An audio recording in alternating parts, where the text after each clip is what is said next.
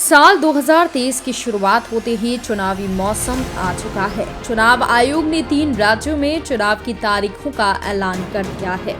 इनमें त्रिपुरा, मेघालय और नागालैंड शामिल हैं। त्रिपुरा में 16 फरवरी को मतदान होगा। मेघालय और नागालैंड में 27 फरवरी को वोट डलेंगे और 2 मार्च को सभी राज्यों में चुनाव के परिणाम सामने आएंगे।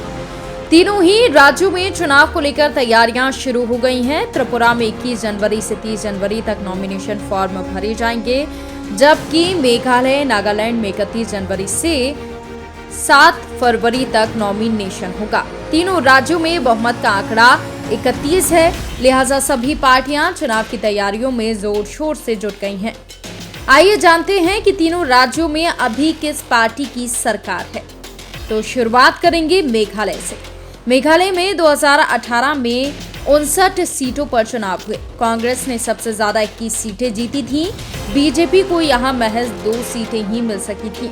नेशनल पीपल्स पार्टी (NPEP) को 19 सीटें मिली थी।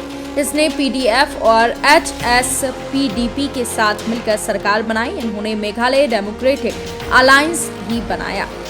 वहीं त्रिपुरा में 2018 में 59 सीटों पर चुनाव हुए थे। बीजेपी सबसे बड़ी पार्टी बनकर उभरी थी। 35 सीटें उनको मिली थी। भाजपा ने लेफ्ट के 25 साल की गढ़ को ध्वस्त कर दिया था।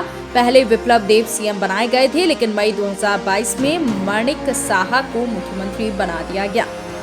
इधर नागालैंड में नेशनल डेमोक्रेटिक प्रोग्रेसिव पार्टी की सरकार है। नेफ्यू रियो सीएम है।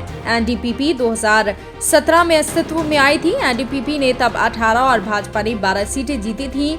दोनों दलों ने चुनाव से पहले गठबंधन किया था। सरकार में NDPP, भाजपा, NPP और JDU शामिल हैं।